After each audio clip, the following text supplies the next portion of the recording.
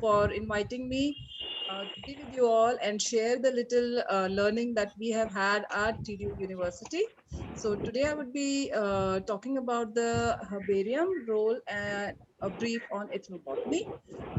Herbarium basically is a very important repository which has a value of information about taxonomy, about the geographical occurrence of the species, about the ecological data, and most important today is the economical botany information that lies in the label of a herbarium specimen. When you are looking at the herbaria across the world, so you have more than 300 million specimens which are lying in different herbarias. And how old are these specimens? They are more than 400 years old. So imagine the kind of wealth of data that lies hidden between the various herbarias. And one can actually mining to get the information related to ethnobotany, especially. Now, ethnobotany, largely we talk about the field work. So why a herbarium? Because herbarium captures especially those data that sometimes we are missing out in the field work. Now, how do we look at the ethnobotany, where we are looking at the relationship, especially that is established between a plant and a man? Now, this relationship can be classified at two levels, where it is a requirement based. That means a man wants a plant to take care of his food needs, fodder, shelter, especially today with the COVID coming here. So we have largely dependent on the plants today for immunity building, for promoting our health. So medicine and then clothings. Now,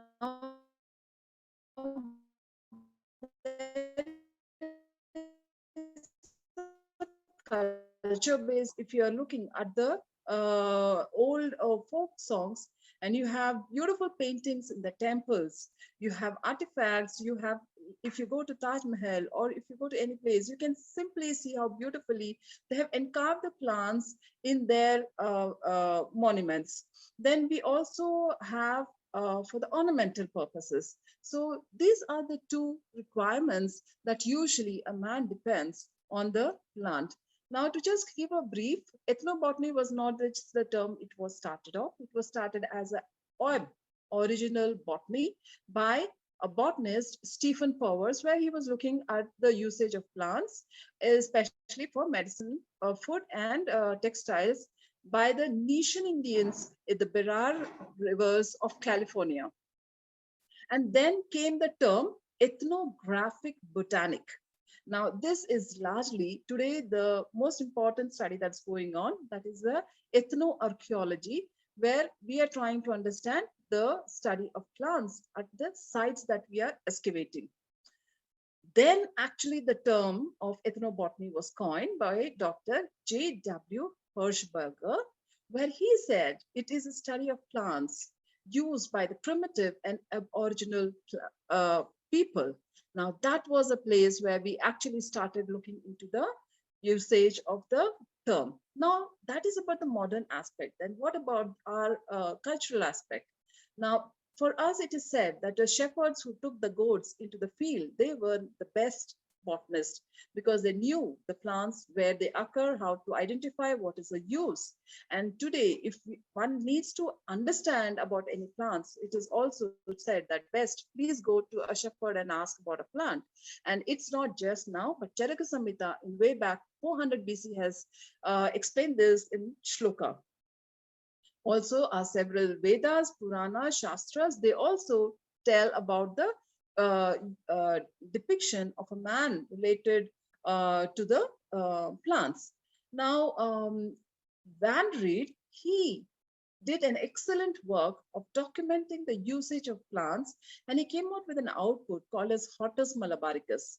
Now, that was because of his engagement of very qualified Vaidyas. So, and also he used the data from the palm leaves.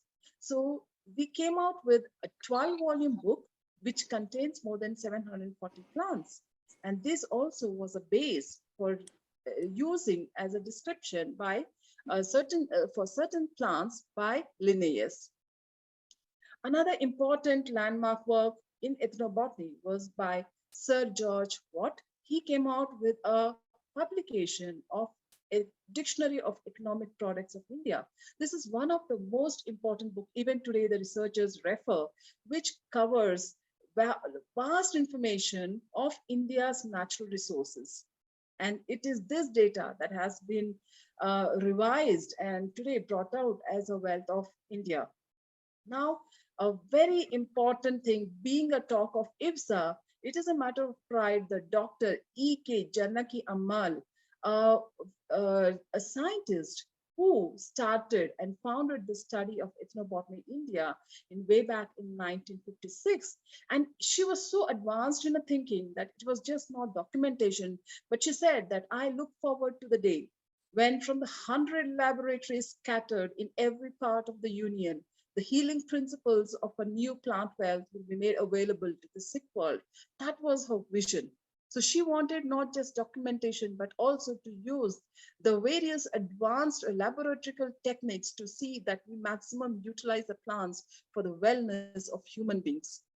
And then came our very formal study by Dr. S.K. Jain, whom we very fondly know as a father of Indian ethnobotany. Now, he defined that a traditional and mutual relationship of man and plants. Now, he started ethnobotany very formally in India and did excellent studies and got out several publications. And he started Society of Ethnobotanists. Is the ethnobotany only related to plants and humans? Today you have ethnogeography, you have architecture, which is related to ethnobotany. You have ethnoagriculture, especially where you're trying to see what are those germplasms that still is they can be conserved by us, and especially the rice. You have several organizations who are trying to conserve more than 300 original varieties of rice. You have similarly cucurbits which are being conserved. And then you have ethnocultural studies, ethnomusicology, and musicology is a very important tool where you can send a very strong message for the people. Similarly, you have several other fields that can be linked to ethnobotanical. So it's just not mere plant and man and documenting the diseases, but you have several utilitarian aspects which is related to ethnobotany because it has moved a very, very long way. So you can have even, and it is also used now to help in intellectual property right, because you can protect the information of that particular community. So you are just not helping in documenting, but helping the community or the tribal people to protect their knowledge and see that the benefit is retained back to them through access benefit sharing. So here is a list of the different fields that is going to be useful for the tribal communities. Now, how many tribal communities are there in the country? So as per Anthropological Survey of India, you have 461 tribal communities. Now, how many plants are used by these tribal communities? So as per Botanical Survey of India, you have about 19,000 flowering plants. So out of this, the folk system uses about 4,000 medicine plant species. And folk system means that is something which is not having any written evidence. And there is another stream of medical system called a codified system, which has about 1,700 medicinal plants, which is used. Now, when the community is using a plant, how do they identify? Do they know nomenclature, classification like we all do? They have a beautiful and more advanced system, which is called as doctrine of signature. Now, they have seen the similarity of the shape and linked it to the utility aspect of the plant. For example, Bauhinia variegata, the leaf is divided, so it resembles to the thyroid gland, and therefore it is used for treating thyroid disorder. Then you have Ilium sativum, that is lasun, which is now similar, one each, but resembles the stomach shape. Therefore, it is used for stomach issues. Then you have nomenclature. That's a very, very important thing. Now you have Adatoda vasica, which is called, which is used for respiratory disorders. Now, Adha Toda in Tamil means goat cannot touch the plant. So it is used by the people today in hedges, and it is also used by the community today for the respiratory disorder. Now, another important plant is Cissus quadrangularis. As the name itself says, quadrangularis, because it has four angles. Now, it shows different joints. That means it looks like a joint of a bone, and it is used for healing of the broken bone. Then if you see the leaf of Centella asiatica, there you find that the leaf is similar to the brain, and therefore it is used for memory enhancing.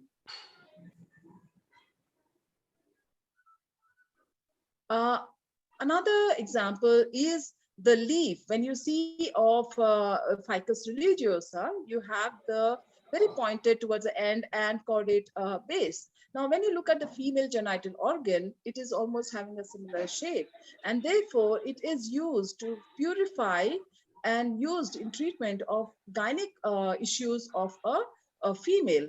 And that's a beautiful way a community has linked the shape of a plant to the utility aspect. Another is salmali, which is Bombax malabarica. And if you see, the stem has a lot of spiny projections on the stem. Now, this resembles to the protuberances you have on the skin called as acne, and this is used for treatment of acne. And that's a beautiful way a doctrine of nature is used. Now, when everything is so systematic, then why do you need a herbarium? Why can't we just depend on the knowledge that we're getting from the community? That is, if you see here, this is Terminalia jebula. You have different shapes here. Okay, and then on the other side, you are seeing Terminalia pallida, which is an endemic plant to Andhra Pradesh. Now, when you look at this kind of sample, there is a variation of shapes, then there is a totally different species.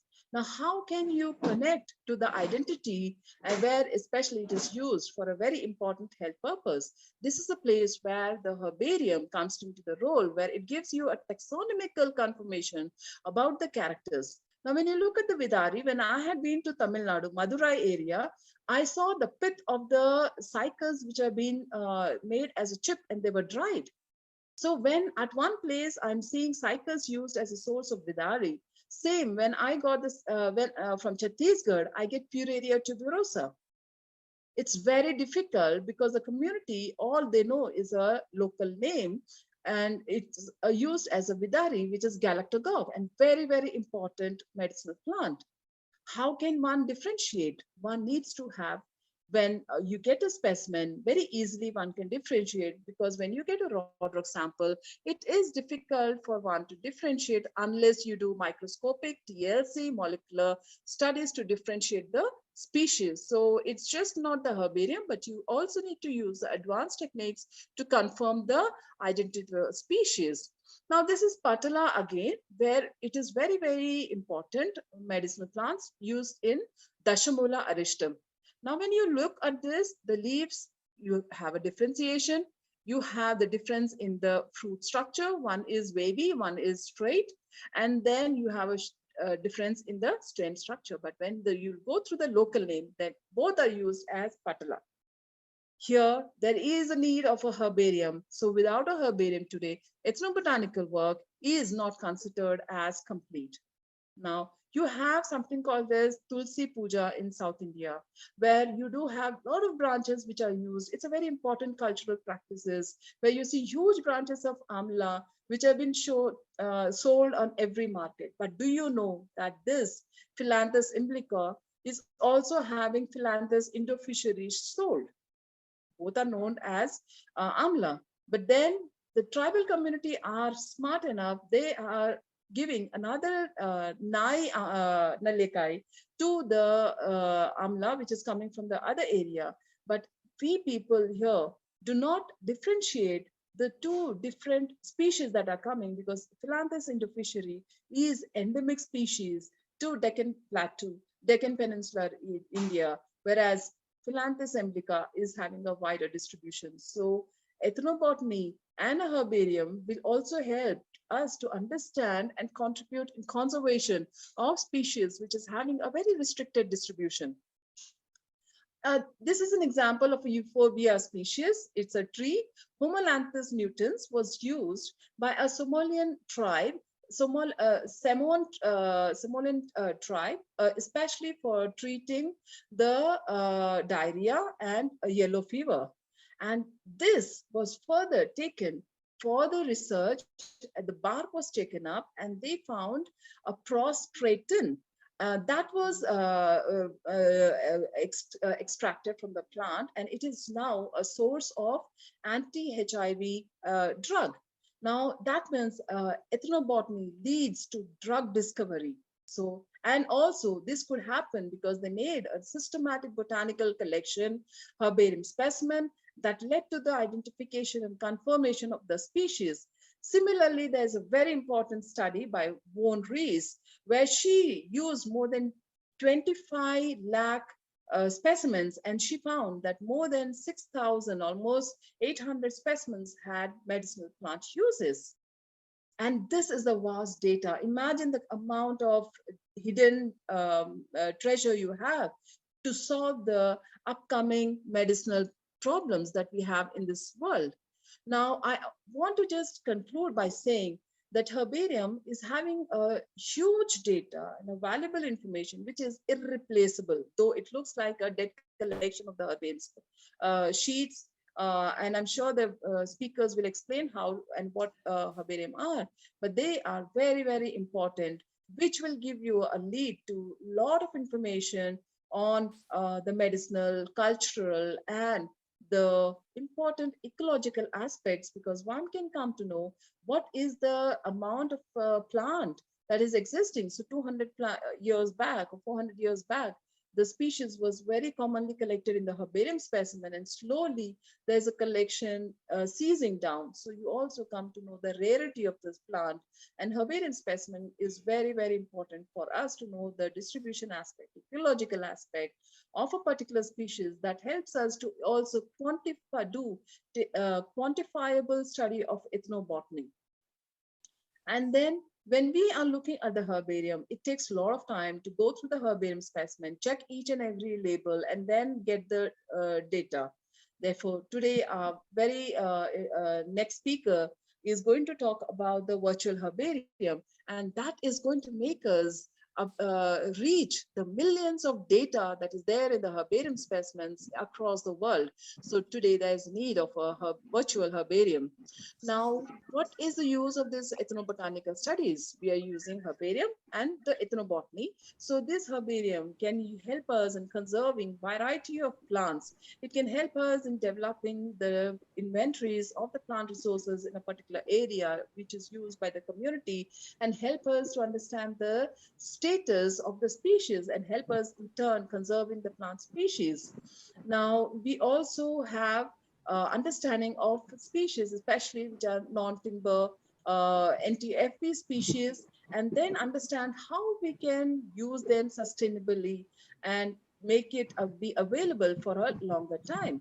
It helps us to provide health security, nutrition, and healthcare for a longer time, which is the need of our.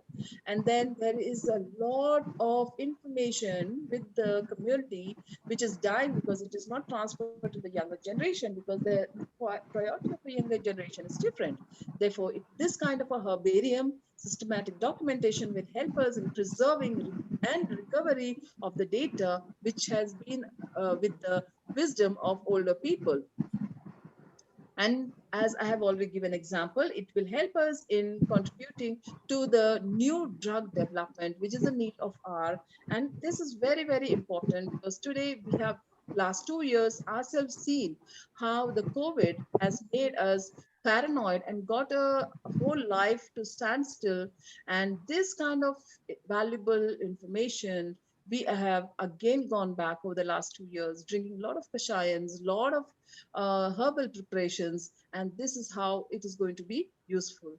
Now at TDU, I'm here, showing how as a part of a medicinal plant herbarium, we have taken an effort of collecting more than 4,000 collected across different biogeographical zones, and our priority is to have a detailed ethnobotanical database along with us. And I said, herbarium should also have a virtual herbarium. So what you're seeing on the right-hand side is a virtual herbarium, which TDO herbarium is established. And to identify the part used, because when you're using the stem or the root or bark in ethnobotanical studies, a herbarium specimen is important. But apart from that, you need a repository which has a collection of the parts that are used by the community. So this will help you to identify and confirm the species or the plant part that is being used. So with this, I end my talk, and I wish Iwsa a very good workshop today, and looking forward for the next speaker. Thank you. Is it fine now? Yes. Yes. Yeah. Thank you, ma'am, for inviting me for this session. And I'll be sharing my experience on how to make the herbarium, because I understand this, we are talking about virtual herbarium. But before going for the virtual herbarium, one has to know, one has to prepare a herbarium for the plants he or she is studying in. Just before me, the keynote speaker, Dr. Nurunisha, has explained what is the importance of the plants, what is the importance of the study of the plants. And so for that, you have to make a herbarium. Now I'll be explaining how to make the herbarium. And after me, the next speaker will be talking about the photographing of the herbarium specimens, photographing of the specimens in the field for making the virtual herbarium. So I start my presentation on this. So as madam has already explained, I briefly just take it. Now what do we do in the herbarium? How does herbarium help us? If we have to identify something, if we have to know the distribution of any plant, by studying the herbarium specimen across different herbaria, we can definitely gather information about it, know the ecology of a particular group of plants, nomenclature of the plants, what names should be used, how it should be used, what is a synonym, what is a correct name. I'm not going into the detail of nomenclature today. And then we can know the uses of it, whether it is ethnobotanical, whether it is in modern day use, everything, and how the classification next. So the first herbarium, as madam had already said, that this is a very old concept. The 15th century CL Guinea herbarium is the first recorded herbarium from Italy. And if you see at that time on my right hand side picture, at that time herbarium sheet used to be bound like a book. And today we have a single sheet assorted in a different folders, properly designated, and they are stored in the species in the herbarium cabinets. So this is the CL Guinea herbarium. So what are the steps of making the herbarium? I'll be talking about the collection of the plants, pressing, drying, poisoning, mounting, stitching, leveling, and then further the storage of the specimens. So how do we go for collection? When we go for our field trip, we know what are the plants to be collected. At times people do random collection for general herbarium, or they have specific reasons to collect the plants. But most important thing is we should be knowing what to collect and what not to collect. If a plant is rare in the nature, we should be leaving them. At the most, we can do the photograph. We can take the photograph of those plants and use it for further thing. We cannot take out everything because it is rare. It should be preserved in our herbarium notes. And second important thing is the getting the permission from Biodiversity Board, State Biodiversity Board, getting the permission from the forest departments or the local authorities from where for the collection permit. We cannot take maximum as many numbers as we want. minimum required number is important. For the excursion purpose, for the students, we should be avoiding the collection of specimen unnecessarily. Otherwise, what happens? Many of the rare species becomes endangered. So one has to be very careful while making the collection. Now, what are the plants? Once we decide, okay, I need to collect this plant, then how do you select the specimen for collection? It has to be disease-free. It has to be a proper particular size that I will be discussing little later. So it has to be disease-free. It has to be a healthy specimen which has to be corrected. Now, you cannot just pull it apart, or we cannot just tear it. You have to use some of the appropriate instruments for example, for cutting the branches, we should be using the secateurs. Here you can see the photo of the secateurs. All these photographs I have taken from some of the other literature or internet. I have not put any of the original photographs. So secateurs, these are available in the books. There are various herbarium manuals, various herbarium books are available. You can get all these information in this. So I'm just compiled it and I am telling you all. So secateurs you should be using. You can use the diggers if you have to use the, if you have to collect the bulbous plants or the any other tuberous plants, etc. So, and how much to collect is what should be the size? You know, our standard size is 16.5 inches by 11.5 inches for a herbarium sheet. So you should be knowing what is the size should be collected. It should not be too small. It should not be the oversized. Now, for some bulky specimen, I will be talking about it little later, how to collect and what to do. So, as when you are collecting the specimen, you have to do the most important task. You have to note down the maximum possible information about the surrounding, about the habit of the plant, about the interactions with other organisms such as insect or any other group of animals. Then what is the disturbance? What is the interaction with the human being? If you get any ethnobotanical information, if you get any information from the locals for its use, one has to be taking down all these information in the field notebook. Field notebook plays an important role in making of a good herbarium. Now, then second thing is you have to tag the herbarium specimen. It is a paper tag. You can use it and tie it with a thread. There you have most important thing you have to write is the collection number. So what is the collection number? You will be writing the initial of the collector and you start giving the number. This number should coincide with the field book, whatever number is given for that particular plant. So you have to tag the specimen with it. So you are first you are collecting it, then you are tagging the thing.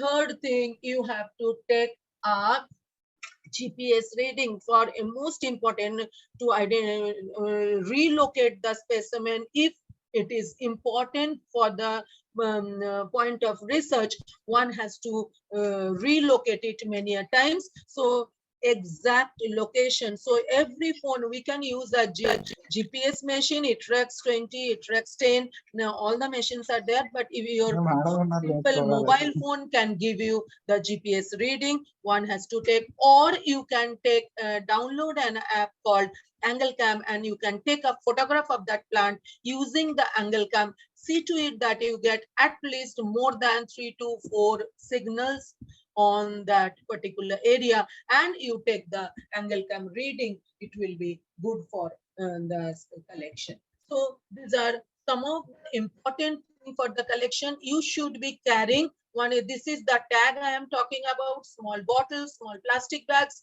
the paper bags and the hand lens. These are most important thing for going for the collection. And then the field notebook. So how do you collect? You take the plant, then you press it, then you keep all the papers, you press it in the fold of the papers, between the fold of the papers. It's not a good practice to keep it in the polythene bag, but for ease of our activity, we keep it in the polythene bag. Then what you have to do is take a plastic bag and pour the chemical, some chemicals like formalin, etc., and you dip the entire thing in that plastic, in this plastic bag, all your specimens. Why do we do it? So that many of the times what happens, the leaves fall off after some time due to the biological activity in the plant. So to stop that, this is better. Now question is, you should be following this practice or not, because many a times we have to use the specimen for molecular study, for other chemical study. So in that case, this activity is not to be used. So what you can do is use the boiling hot water in the easiest, the fastest possible you can do is the bring the specimen to your field station and get the boiling hot water, dip your specimen for a few seconds and take it out, and then press it in the fold of the newspaper. Now you spread the specimen well, see to it that all the important parts are visible. If it is a herbaceous plants with rhizome, with the bulbs, it has to be collected along with the underground part. As the most important, the ferns, the grasses, the bulbous plants, the rhizomatous plants, for everything, the underground part plays an important role in the identification. So while pressing, see to it that all important part is seen, they are not crumpled, they are sprayed properly, and then you keep it for pressing. So how many specimen to collect, it is depending on you, but do not make it too many things to collect and then waste it. Then I'll omit these things. Now, how do you press? I have told you it is in between the newspaper folds. Then make a cardboard thing like this, two wooden planks, and then fix it up like this. And you can, these are the screw. You can, I use this thing. You can take out this upper board, keep these plants like this. On the many of the specimens you can keep like this in between the newspaper, and use the corrugated sheet in between. Do not just keep these plants, maybe 10 sheets of newspaper, keep one corrugated sheet, that biscuit paper.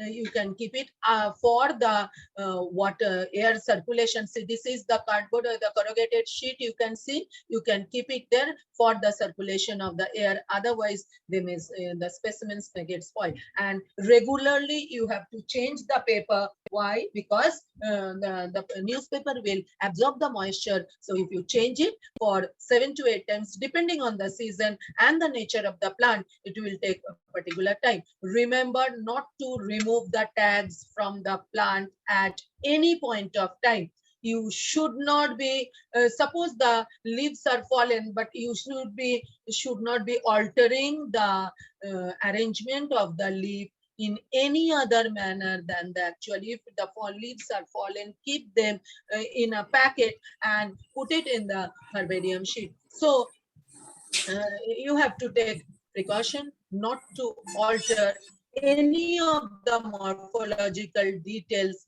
in the plant. For the flowers, if you have any extra flower, you can just take a dissection or make a dissection of it, take the longitudinal section, press it on a small piece of paper and put it in a folder on the herbarium sheet. It will be easy for your next researcher, next person who is studying it. Then see to it that when you are pressing, it should not be bulging like this. It has to be plain like this. So in the field itself, you can do this and use the very light, thick cardboard or plyboard. So in the field itself, you can do it, tie it with a strap and bring it to the field station where you are making the herbarium. So this is a right way. What we do is we collect it in the plastic bag, and then at home, after we come to our college or institution, then we do it. That's not a right practice because it loses a lot of important details. So how do you collect now? For I will be going for the collection of different kind of plants. Aquatic plants, what we have to do is, you don't have to stick it, you have to just keep the plant in a bowl containing water, or in the water body from directly on the field where you are collecting it. Put a piece of paper, white sheet of paper, where you allow the specimens to place themselves, and then spread it properly with the help of a forceps or a needle, and then dry it between the fold of newspaper, and then you paste the entire thing on a herbarium sheet. Now, fern should be collected with the basal portion, because shape of the rhizome, hair, scales, etc. They are important taxonomic character. If it is a too big plant, then you can collect it in bits and pieces, and you should be remembering what the sequence of the specimen, and while making the herbarium sheet, details should be mentioned in the field notebook. Now, if you have the specimen with raisins or gums and etc., then what you have to do is you have to place those specimens which has raisins and gums in a muslin cloth, and then you press it. While changing the paper, do not take the muslin cloth out of the specimen, because it will damage the specimen. You should do it till you should keep the muslin cloth till the specimens are totally dried. And if you take the muslin cloth, they should not be taking out any part of the plant. So till then, you should be using the muslin cloth for pressing the thing in the folds of the paper. You can use the blotting papers also for pressing of such specimen, but use the muslin cloth also. Now, as I was telling you, if it is a bulky specimen, if it is a long specimen like palm leaves or some of the other plants which has a long compound leaf, then you have to cut it into pieces, or you press it in the shape of Z or X, whatever way, M shape, Z shape, whatever way it suits, and so that it does not go out of the herbarium sheet. Remember, the rule of the code is one specimen per herbarium sheet. So while doing that, you might have to make multiple sheets for one single specimen. Accordingly, number them 1, 1A, 1B, 1C. Do not change the number to 2. So till you are continuing with one single specimen, then you just number them duplicates of them 1, 1A, 1B, 1C, 1D, like this. So this is the way you should be doing. Now, for a bulbous plant, you have to slice them lengthwise, make a thin slice so that it is easy for you to dry, and then mount it on the specimen.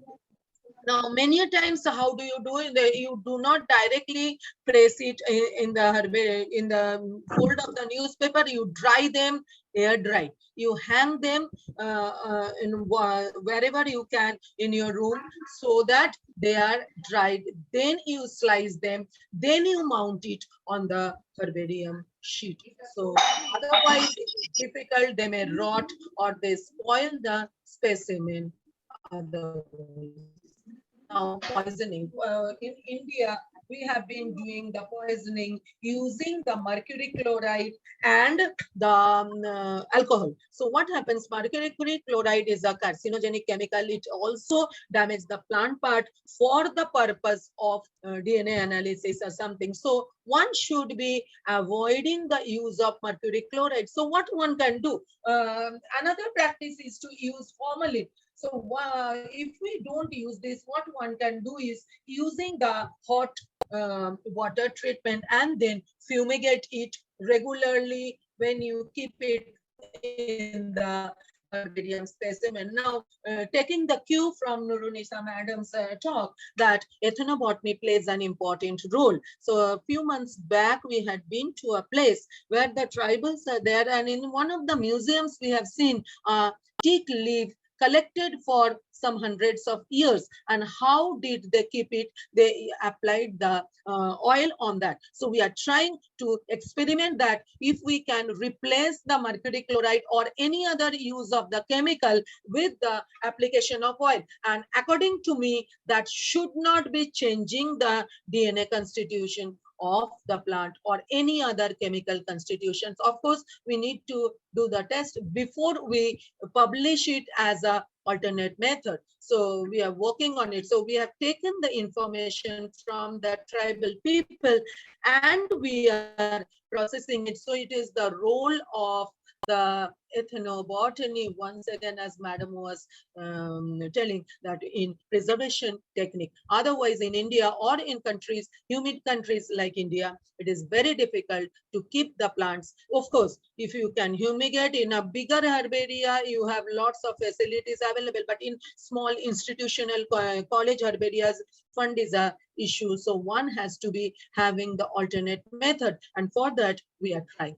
So poisoning is otherwise done by dipping the whole plant in a saturated solution of mercury chloride and ethyl alcohol. So here we will be promoting something. So saturation solution of our oil or something like that. Now, second thing I would say, what I have tried is keeping the dried leaf of patchouli. So during the entire COVID period, we have not visited the institution, but my plants are not damaged that much. What had helped us is the patchouli leaf powder. So one can try with such method also. One can, this is the method for poisoning the plant. So I will be, and the fumigation is done to kill the pest. PDB is sometimes it is used for fumigation. Once again, it is not suggested because these are the chemicals which we don't want to use. So instead of that, what I had tried with is the patchouli leaves powder, and it has really helped in the keeping the specimens without the insect. Of course, there are some insect attack, but not the majority of the specimens, imported specimens, are safe. So these are some of the instruments you need for mounting of the herbarium sheet. I said the herbarium sheet is 11.5 by 16.5 inches, a standard sheet, and then you have to use the space of the sheet very judicially so that it looks proper. It should not be oversized, it should not be undersized. And now, using which paper to use, basically one should use ash free paper and not the acidic paper. Cold pressed ash free paper is better for use of herbarium sheet. In smaller herbaria or in the institutional college herbarias, people are using normal paper, but that is another reason why these herbarium sheet is affected by fungus or the insects. So my specimens which were mounted on the ash-free paper are all safe. Not a single insect or fungus has come, even without taking care of it for more than 1 year.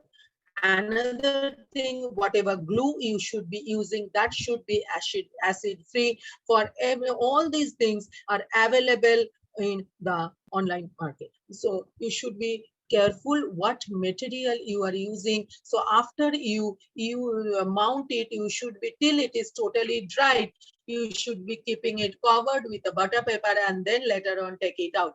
Now, what I use is not totally glue the thing. I practice both the thing together. One is gluing and then the stitching of the specimen on the herbarium sheet. So that gives you good mounting. Where these are the zonation. Here you can be keeping the labels. Labels is on the right hand side bottom corner. This is the place for specimen, and these are the place for the packets. These are again made from the ash-free paper. Now you should be keeping all the materials. Suppose after making the herbarium sheet, after you are depositing it, you are using it for some other work. for some dissection or something. So whatever material you are taking out after the dissection, the entire thing should go inside the packet. Nothing should go out of the sheet. Whatever material you can keep it, you should be keeping it back so that it can be used by the later scientists. So this is a very good example of herbarium sheet, mounted herbarium sheet. So this is right hand side. Here you have your herbarium stamp. This is the bags or the paper packets. This is the herbarium specimen. Here they see they have kept the dissected material, the seeds, etc. Then you have using the stamp strap, paper strap, the thin paper strap. You should, while, or you can stitch it, but while stitching you should see that you should not be obstructing any of the important plant part, for example the flowers or the leaves. It should be able to see. Now why I force upon the stitching part? Because herbarium sheet may be used for anatomical study or palynological study or some other study. If I stick it, it will be difficult for me to take out the herbarium study. And if you have only one specimen or a very few specimen, if you have duplicates of the specimen, you can stick one specimen, you can stick, and the remaining you can keep for the study. But if you have a very few specimen and if it is a rare plant, then sticking it with glue, it creates a difficulty in doing the further study. That's why I prefer it to be stitched, because herbarium is for the research purpose also. So one specimen per sheet, as far as possible. The lower part of the plant, such as the root, should be placed at the base of the seed. There are some space left on the right hand side bottom for the label. Label is some of the herbaria, they already print the label on the mounting sheet. So see to it that no part of the plant covers the label. Field number tagged with the plant is also pasted on a proper straight position along with the thread. Now question is, suppose you are putting the specimen in hot water or in some chemical for preserving it, then how will the field number stay? Remember to use, or during the rainy season, if you are collecting the specimen, see to it that you write the thing with pencil and do not use any kind of pen. Pencil, if you put it even in the alcohol solution, it does not go, the writing stays. So see to it that you write the tags with the pencil in the field, so that helps. Otherwise that ink might hamper once again with the specimen. So gluing I have already said. So this is the way to make the fern specimen, then the algal specimen for a herbarium. Okay, so this is a typical label. This is where I have taken it from Botanical Survey of Field level, flora of, suppose you are working, studying the flora of any particular place, so you will be writing the flora of which state, the serial number, like I told you that serial number which you are putting on your tag, your initial and the number.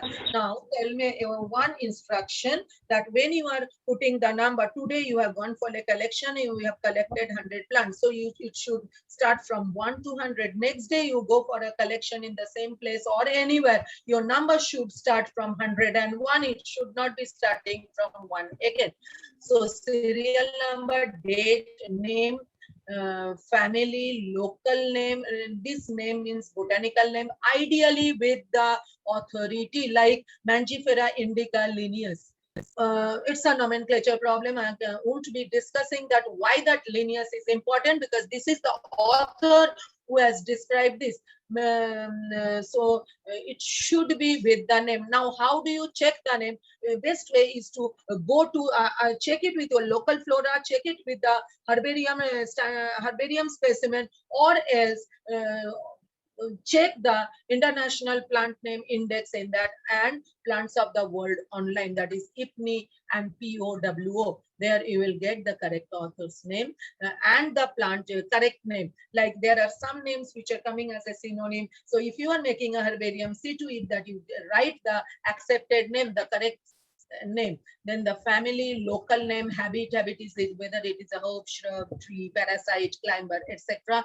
Height, flowering, fruiting. Now, why it is important to give you an information on the climate change. For example, the Beauty monosperma, the pallas, it is known as flame of the forest. Why? Because it used to flower during the summer season when the temperature is a particular, it has a particular temperature.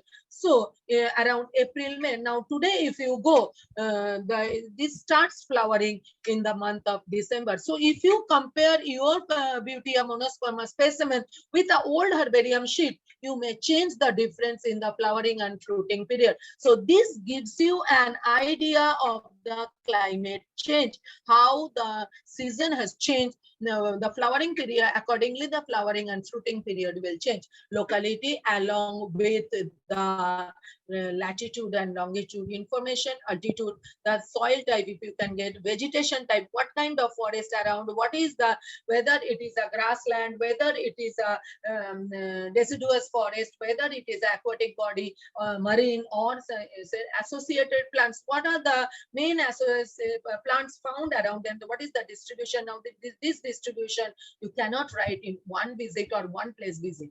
Abundance now, but in that same area you can write how it is distributed. It is very common or abundant. Now common and rare, these two are not the right term to be used here. So you should check the ecological categories there. Whatever 5-6 categories are given, you should be using that. What are the uses, significant notes, the color of the flower, because many of the time color of the flower fades. So you should be knowing, writing the color of the flower. If any particular character is seen which may not be seen in the herbarium sheet, the visitors like pollinators or the visitors, whoever is coming, you should be. Now if you take a photograph, write down the number of the photograph or detail of the photograph here and the name of the correct collector, or you can use another thing in area, that is determiner. Who has done the determine, who has determined your plant. So this is the important thing of the herbarium. Your level and your field note gives most of the important information. Now, so I'm not going into the detail. I have already said, I just say scientific name, genus, species, authority, interspecific information, determination of the scientific name. Now, all these things, say the PPT can be shared. You can take down all these things. So what are the checklists during the field? One is record the latitude, longitude, altitude, record values in decimal degrees, wait for at least 4 satellites before recording the data, record make and model of the GPS unit. If it is, you are doing it from the GPS, note whether the coordinates are specific specimen or for a field slide. Suppose you have gone to a place, you are taking only one recording of the GPS, or you are taking it for a field for a particular specimen. Okay, so you have there. Now here some of the herbarium sheets which I have downloaded. This is from Q Herbarium. If you can see, this is an old herbarium of Bombax or Salmalia malabarica, where the multiple specimens are there. Today, people, it is advised to use only one specimen, and these are all the information which are there written in that. Many of the information are missing because this is the specimen collected by Dr. William Roxburgh. You can imagine how old is this specimen. His Flora indica came in 1832. So before that, this specimen is collected. So this is the close-up of now. This barcode, while we are making the virtual herbarium, the barcode is important. So now you can see there are 2 barcodes given here. 2 barcode refers to 2 different specimen. So this specimen will be considered as one, and this is another. So this is one of the type material for Bombax Seba. Now Cliffords herbarium deposited in the Natural History Museum, London. Now this is the see, olden days, this is before 1700. The specimens were mounted like this. And in the linear name plant name typification project by Dr. Charlie Jarvis, if you know, they have been writing the label like this. So in linear herbaria, they have used this kind of thing. Now this is another herbarium from Natural History Museum. So what they have given, Flora zeylanica number. So this is Herman's herbarium. So Herman's herbarium, Herman had written the Flora Linnaeus's Flora zeylanica is based on Herman's Flora zeylanica. So it is Flora zeylanica number, Flora zeylanica page number. So this is the species number, this is the page number, the volume and the page position. So what is the Linnaean name? So Linnaeus has given this name Muscienda frondosa. This is the original element, etc., etc. Who has determined it? Tryman in 1887. Okay, so some of the botanical drawing, as madam was mentioning about the Hortus malabaricus, this is Saraka Ashoka from Hortus malabaricus. This is by Van Reed, so edited by Van Reed. This is another Curtis Botanical Magazine. Then this is another original image. So these all images are considered as important botanical literature, and you will be getting it. I have given the plantillustration.org is the site where you can get this kind of image. So these are images are very important resources for studying of the plant taxonomy. See, these are some of the original drawings. This is Gossypium. Now the type specimens. Type specimens has to be maintained in a different colored envelope, and the type word has to be written. A separate tag has to be prepared. This is the lectotype of some specimen. So the type sheet has to be maintained. So this is a sequence, collection, tracing, mounting. This is the Olden, and putting it in the herbarium cupboard. This is the sequencer. So mostly these are called compactors. These are each shelf is called pigeonhole. So in some of the herbaria, or rather all the modern recent herbaria, they are using the metal cupboard. Olden herbaria, they are using in Glatter herbarium, we have the teakwood cupboard, but none of the specimens are spoiled. Teakwood itself is a good preservative. Now, these are some of the uses. Ethnobotanical is that now if you have to study about the Rudraksha, which is the original Rudraksha, or whatever information you want to, so these are the ethnobotanical museums. So you can have a museum collection, and every collection should be labeled accordingly, and as you make the label for the herbarium specimens. So this is one of our specimens. I think next speaker will be explaining about the photography and all, and I think he will explain about this. So how do you study the information in the plant? So this is a different time we have studied and we have grown this plant in our place. So how the flower moves. So it is from the bud stage till the last stage of the fruit after the fertilization. So how the movement, this is one of the interesting information one can study. This is one of our type we have written holotype. This is our herbarium specimen. So, and this is the ash-free paper we have used, and we have stitched the herbarium specimen. Another use of the herbarium specimen. So this is a very crude sample. What I have used is the from the Tistawar, where the GI tag has been given. This place has got the GI tag in Jammu Kashmir for the saffron, Indian saffron, the best quality of saffron in India. So this is the saffron which we had collected from the local saffron vendors, and if you have to compare it with the saffron which is available, so this will prove a thing.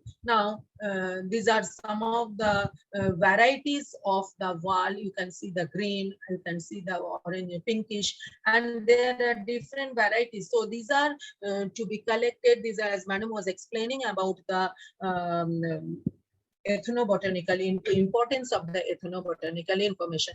And then to finalize the identity, one can go for the modern techniques, advanced techniques, as madam has already mentioned in his. So one of the study we had done to check the authenticity of the cinnamon, that is dalchini, what we use in our kitchen regularly. So these are some of the samples we had used, and this is red, it refers to the coumarin, and cinnamaldehyde is the blue. Now blue is the main ingredient of dalchini, that is cinnamon. Now the amount of coumarin coumarin is not good for your liver, so it causes a lot of liver problem. The more the amount of coumarin, so what is the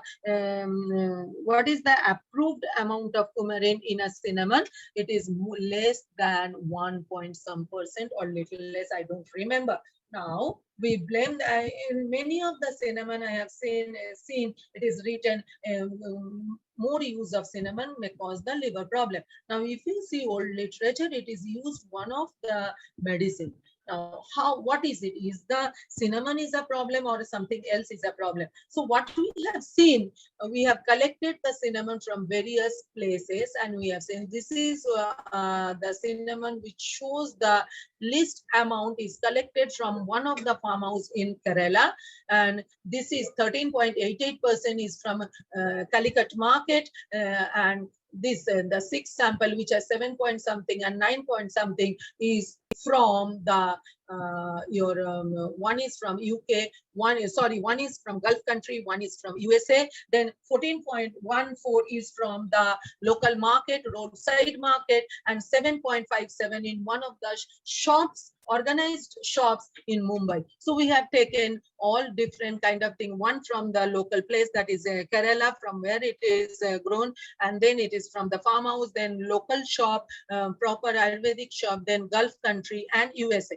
We have seen 2.43 only in the farmhouse. Now we are using all these cinnamons, we are buying it from various places. So to authenticate, to check the identity of the cinnamon, because cinnamon, what we are using, are we using cinnamon verum, are we using some other species of cinnamon as the real cinnamon? One has to be very careful. So these are some of the examples. These are some of the activities are to be which are to be conducted in the herbarium towards establishing the identity. This is one of the specimens which is named after, this is our original specimen shared by one of my colleagues during one of the symposium, that this is Linnea borealis herbarium specimen named after Linnaeus. This is one of the herbarium sheet of 1700 and something. And my last slide is, this is in which country, I don't remember, I think Denmark. So their kroner is the currency, and they have, the government has given importance to the sexual system of Linnaeus, the study of Linnean classification. They are put on a currency note. So it shows what is the importance of plant taxonomy in the mind of common people. They are spreading the awareness of the common people. So it's a very interesting approach. This is once again shared by one of my colleagues from South India. So this is the original thing which he had photographed when he visited this place. So that's all for my presentation. Thank you so much once again for inviting me, and I will be happy to answer all the questions. Thank you. Okay. Thank you very much, ma'am, for a kind introduction. And I think the previous two speakers have spoken well and almost covered everything about herbarium. I will just give you a gist about how one can do scientific documentation of plants with respect to herbarium. So we are talking about digitalization of herbarium. So we will focus on that aspect itself.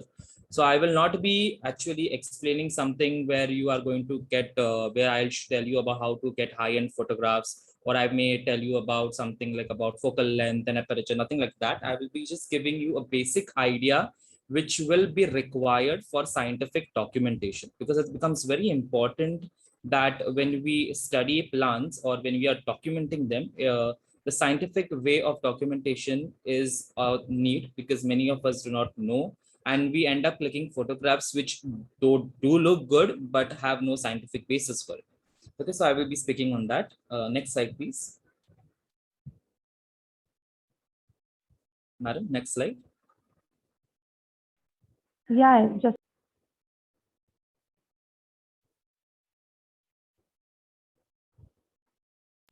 not moving. You can move the arrow on your laptop, downward on the laptop. Keep it. Yeah. So I will not talk about this because I think it is already spoken by the previous two speakers, the need for documentation and all. So just ma'am, can you go ahead, please? Yeah, so these are the four basic titles that one needs to bear in mind when you are actually doing scientific photography. You need to have a proper scaling. That's of the utmost importance. We will be discussing in detail. Then you also need to know that you have to photograph everything that is in connection to your plant. Now, when I mean by everything, I mean its habitat, its ecological parameters, as well as every part which you are taking under consideration. Remember, we are making a herbarium. So it's an e-herbarium. So when we talk about e-herbarium, everything has to be coming on that very platter.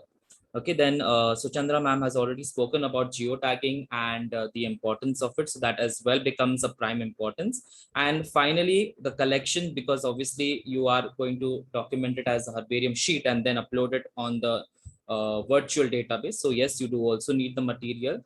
Besides that, probably sometimes one cannot actually photograph specimens on field due to some XYZ reasons. So at that time also a material can be taken up from the field and then taken at your study area to document and photograph them at your very own place, keeping the parameter in mind that the plant is properly distributed in the region and you are not picking up an endangered or a critically endangered plant.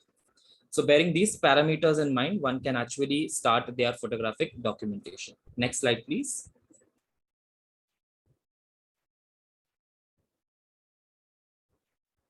Yeah, so what is the flow that you need to follow? First of all, you need to equip yourself. So when I talk about equipping, it means the tools that are required for proper photography. Now, many of us may have good cameras. Some of us may not have good cameras. So even if you do not have a camera, I'm sure nowadays we have good phones, mobile phones, which come and it does the job very, very well. So from cameras to phones, to lenses, basic lens. I'm not talking about the high-end expensive equipments. I'm talking about 100 200 rupees lenses, which comes in the market. Your hand lens, we call them. That also is very, very sufficient to be useful. So you are equipping yourself, then you click good number of photographs. Remember, it should be multiples because probably you are going on an expedition and you are actually seeing the plant. Probably you might be seeing it for once and only once. So it's better that you take good amount of photographs of that plant so that you are not in a state key. Later on, you are diabolic. I have taken a good photograph, or I have not taken a good photograph. So you take n number of photographs about the plant you are studying on field and off field.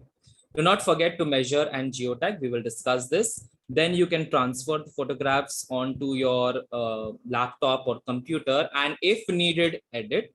Need not be compulsory because most of the times editing changes the coloration or the actual colors of the plant. So many a times, if it is in the dark condition at that time, probably you could increase the light, but see that you avoid editing because the original parameters of the plant may change. So that is not needed. So you should be very careful when you are editing, and over editing is highly advised not to be done.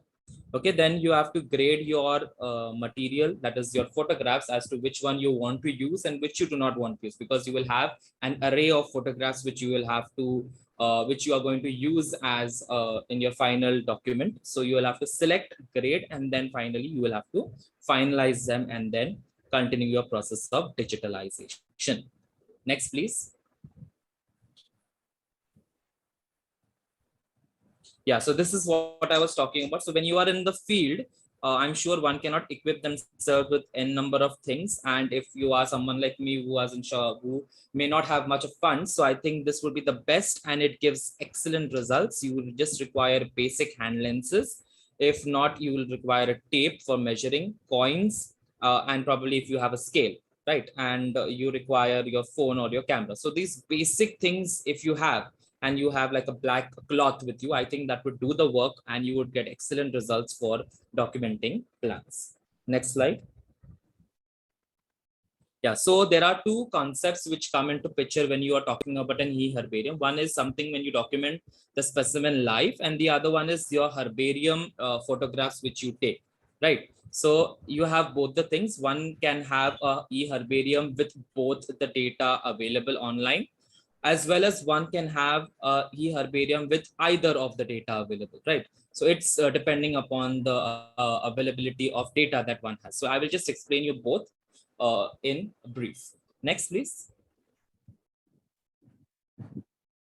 Yeah, so we have photographing live specimens. So that means on the field when you are going to see a number of plants. So how will you actually click a photograph and then utilize it for your study purpose or for uploading it as a part of your virtual event? We will see that. Next slide.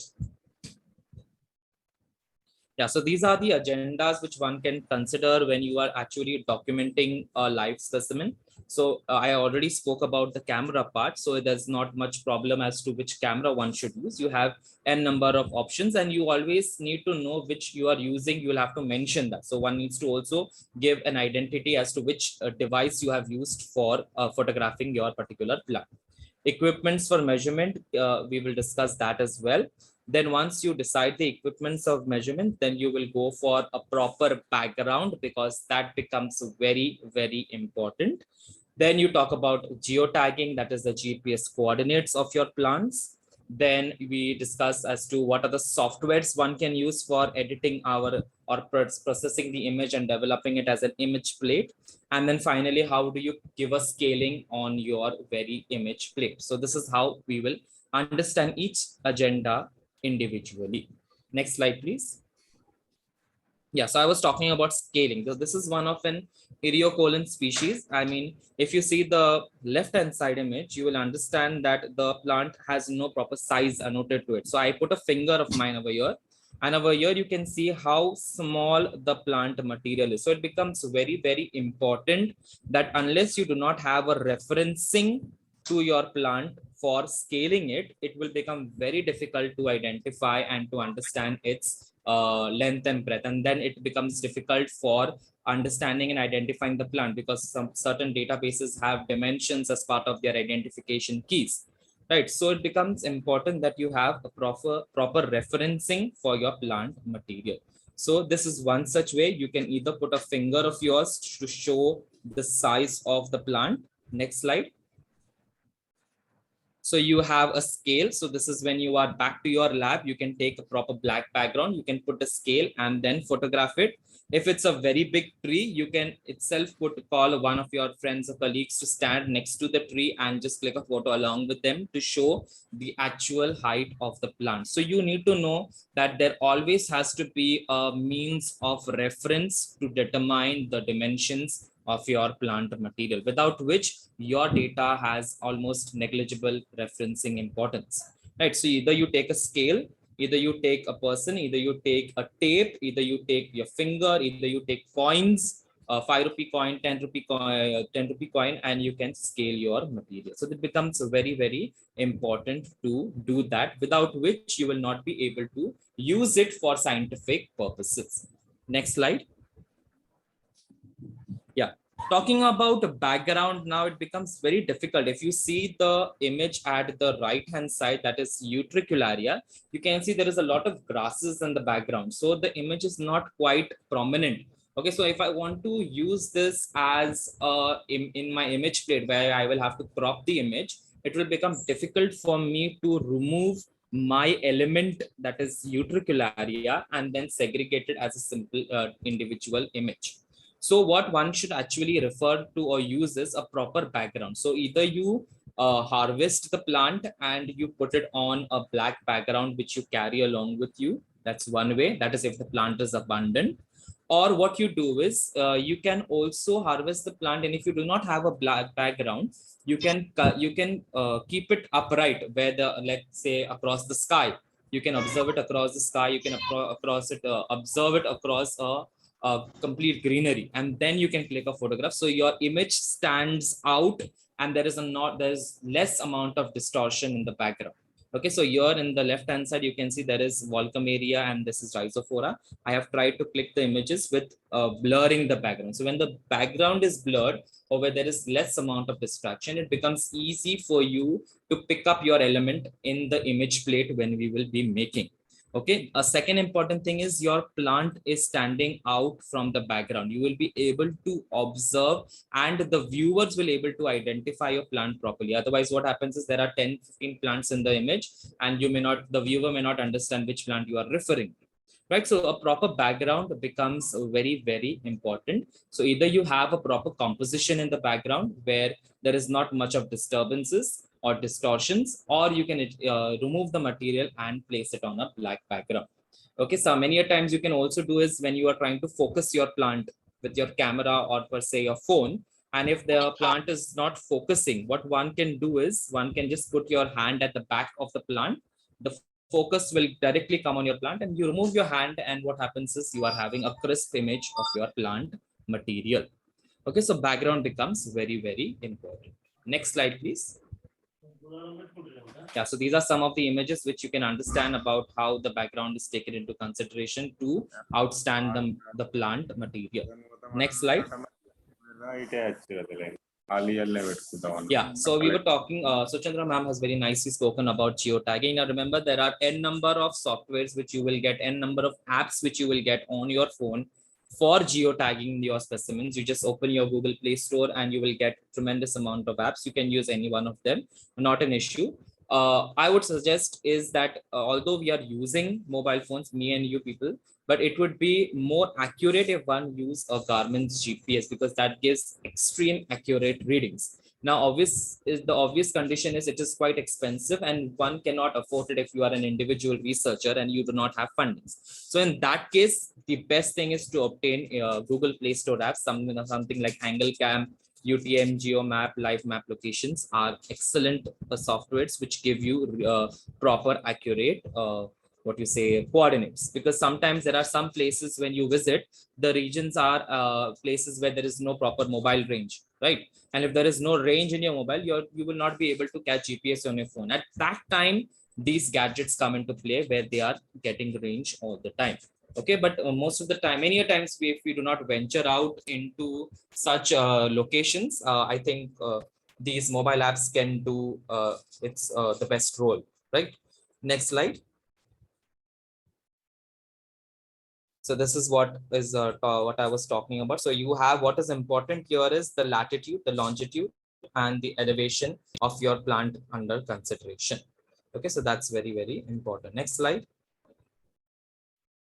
Yeah, this is the same thing, just to zoom to show you what exactly it means. The next slide. Yeah, so once you have considered, you have clicked your photographs, you have clicked the habits, you have done the geotagging, you have done the referencing, you have to convert it into an image plate, right? If you want to upload it as a virtual material. So when you are converting into an image plate, you again have good amount of softwares online. Photoshop would be the best. Now, Photoshop, one requires license, one requires to purchase it. There's a lot of money that you have to spend. There's a lot of understanding that you have to do in that. So what I usually resort to is the PowerPoint presentation, which is, I think, everyone's cup of tea, right? We all use PowerPoint presentation. So you just go to a PowerPoint presentation, open a slide, take a good length and breadth dimensions, you customize the slide, convert the background into black, and then you just paste your images one by one in this very manner. So I have given this shapes just to tell you that you have to have a proper sequence for placing the images. So the first bracket, you can see it's a very big box. Here the entire plant image will come. So you will have to place the entire image of your plant over here. And then following that, slowly and steadily, you can place it in sequential order from the leaves to the inflorescence, to the flower, to the separate parts of the flower, and finally fruits and seeds. Okay, from left to right. So you have to go in a sequential order. One just cannot randomly place images. And even if you want to do so, you'll have to see that it has a proper symmetry and a proper order in placing the images. Now, when you are putting the images on an image plate, you have to also provide the scale for that image plate. Okay, so we will also need to know how to scale our image plate. Next slide. Yeah, so this is how it looks. What I have done is I have copy paste my material, the images, the tremendous images which I have clicked. I have selected few of them which are relevant and important. I have copy pasted on my slide, which is a slide that is your PowerPoint presentation. I have removed the background and I have made it black. How is it possible? When you click on the image on the PowerPoint presentation, you will get an option at the extreme top left hand side to remove background. And it becomes easy to remove background if the composition of your image is crystal clear. So I was talking about black backgrounds with the cloth and what we say a proper clear cut background where your image is posting out and the background is blur. This is the place where it comes under use. Okay, so if there is a lot of distortion in the background, it becomes difficult for you to cut the part which is under consideration of your plant material. Okay, so it becomes very, very difficult. That is the reason a proper background becomes very helpful. And then in PowerPoint presentation, you can easily remove the background and put your plant under consideration on the image plate. Remember, this image plate cannot be of much use unless and until you have certain important images also posted in it. Like sometimes there is a plant which shows a very different ecological habitat. So if I do not have that habitat image on my image plate, I think the value of the image plate would go down. So besides giving crystal clarity to various parts of the flower and the plant, one should also need to paste the image of the habitat. I have not done over here, but that also becomes an integral part so as to show how the plant is in its natural habitat. Now coming to the scaling of the material, remember that when you have placed the image on the image plate, which is developed on the PowerPoint presentation, you have to on the grid lines. So moment you on the grid lines, you have these dots, right, coming up on this. So these dots become very, very important. So you'll have to count the dots. Let's say this dot from the very top to the very bottom of the plant material. I'll have to count and see how many dots they are. Okay. And based on that dot references, I will also have to measure my plant life. Remember, I had already spoken about the referencing and measurements. So that again comes over here into picture. So you have to have a proper scaling. Even if you do not remove a photograph with the scale, it is fine. You at least have to note the details as to what is the length of the plant. Okay, so once you know, let's say, for example, I have taken a plant of hibiscus and I have taken the measurement, live measurement with the tape, and I have measured it as 50 centimeters. Okay, now I have taken the image and I have pasted it on this image plate, and I have to now count the number of dots on this image plate. So the two values that I have under place is what? I have the dot value and I have the centimeter value. Next slide, please.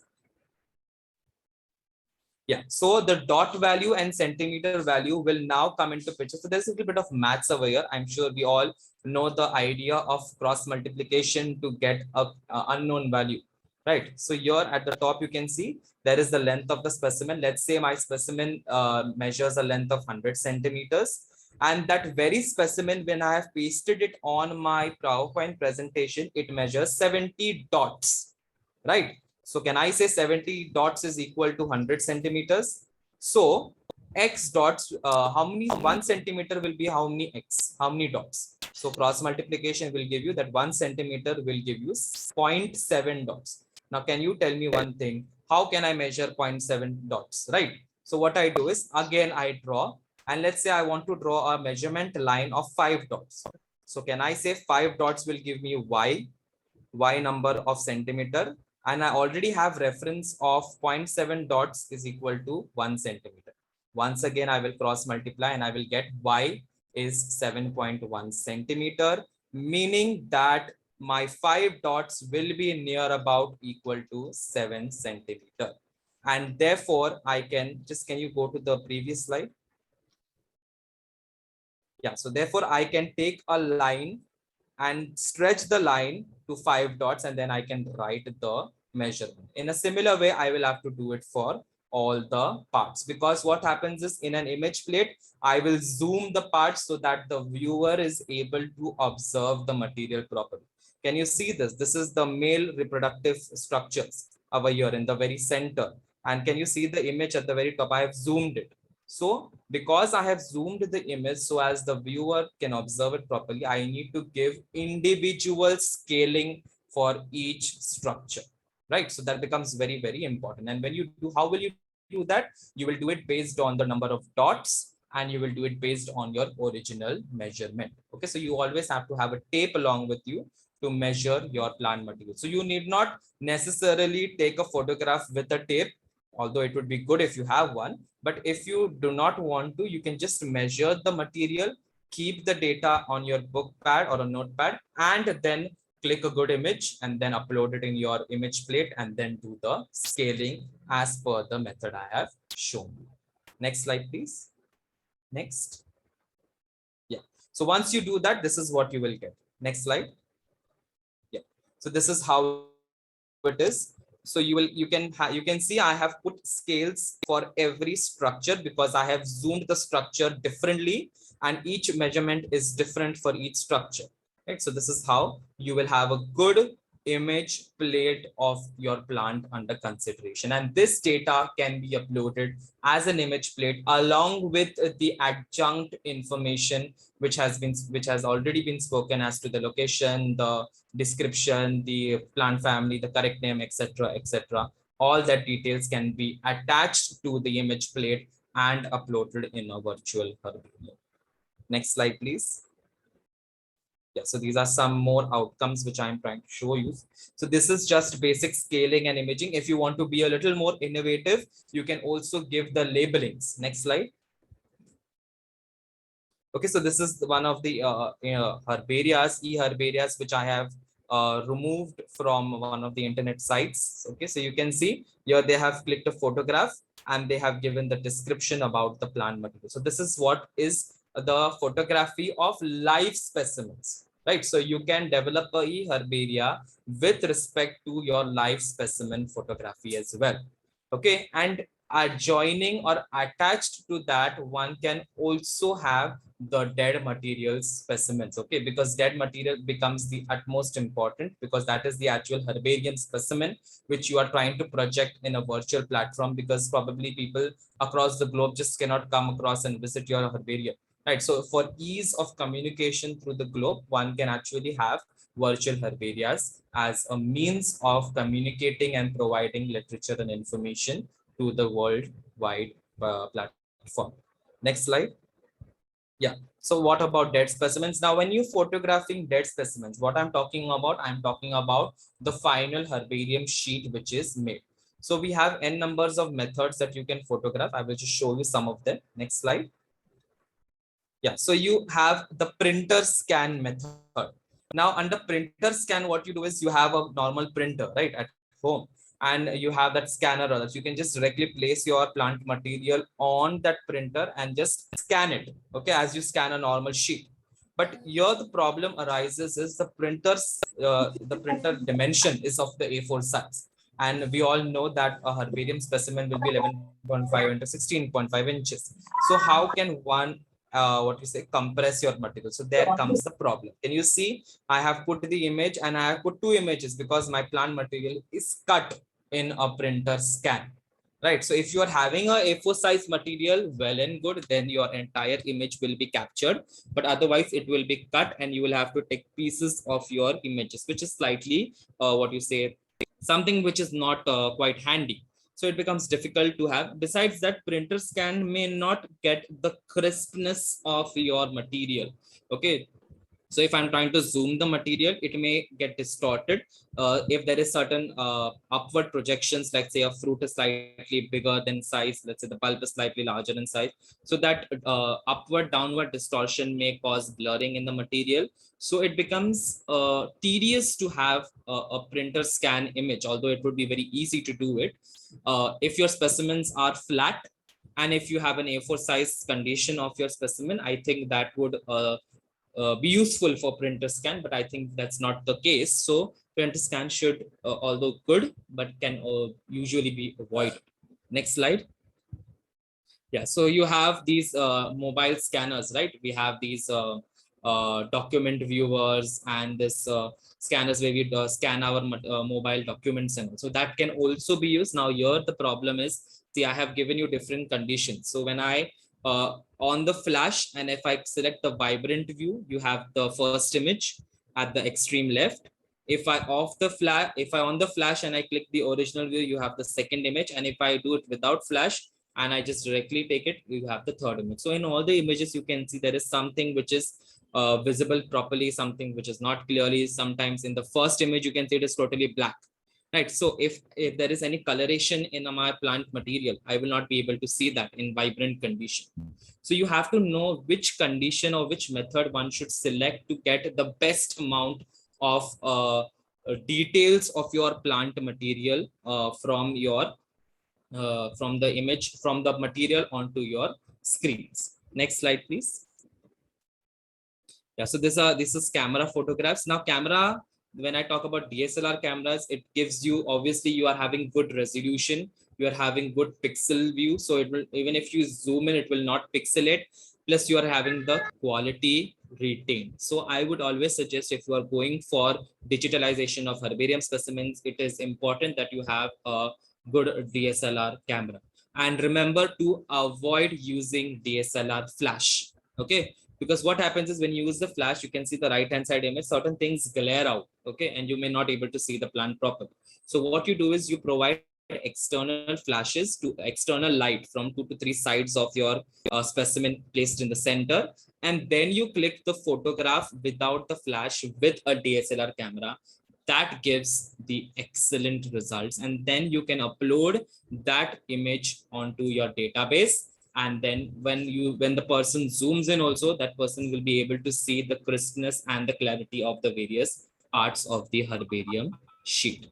Okay, so it is important that you know which methods are available as well as which method will give you the best results. And when I mean about best result, because when you're talking about a herbarium, you have to be able to see every part properly, otherwise it will be of no use, right? Because one is going to observe a material and is going to study, let's say, for a revisionary purpose or for a monographic purpose. So it becomes important to get proper observations.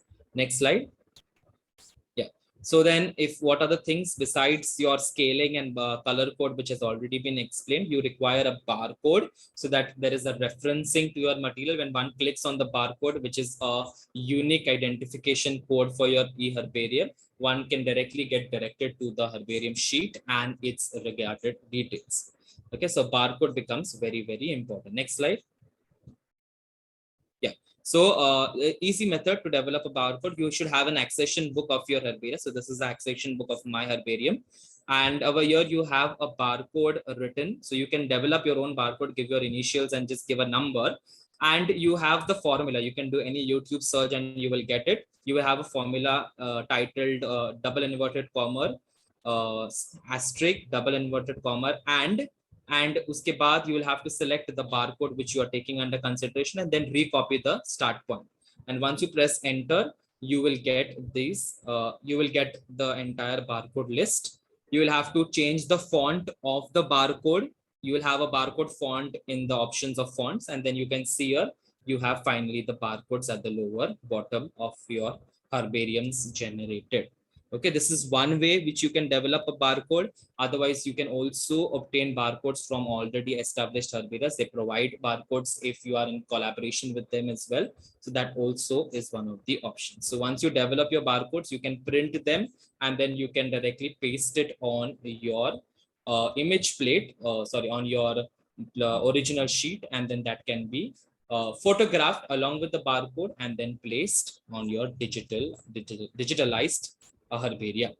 Okay, so that's how it has to be done. Very easy, very straightforward. Barcode development can be easily Googled. I mean, you can just go on a YouTube search and you will get n number of videos to develop a barcode, and very easily you can do. You can also opt for QR codes for each individual herbarium specimens. Now that becomes a slightly tedious job to develop a QR code, but it gives more horizons and more amount of data which one can attach to a QR code. Okay, but nevertheless, one can always stick to a barcode. Once the barcode has been developed, you can print it, stick it on your herbarium sheet, and then upload the image on your online database and connect the barcode number with all the available literature. So whatever data is present on your herbarium specimens label has to be all put in an Excel sheet and connected to the barcode, so as to the moment you click the barcode, you get the image of the herbarium sheet as well as all the connected data in an online format as well, because sometimes what happens is the text may not be understandable because of certain handwritings, and if the person has good expertise of herbarium studies and understanding, or if the person is a curator, one can actually convert the text and type it as an online data so that there is no misinterpretation as well.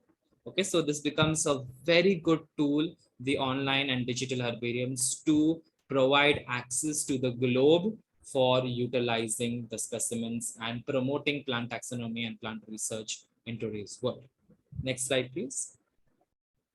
Yeah, so this is some examples of online herbarias. You can also do it. I mean, if you just start on Google sites also, one can develop. We are personally planning to do so and trying to establish our herbaria virtually as well. So let's see how it goes. So here are, this is some example. This is New York Botanical Gardens herbarium. You can see at the very, you have the details of the material which has been written in the sheet, and then the image. So you click on the image, you will get the entire image view.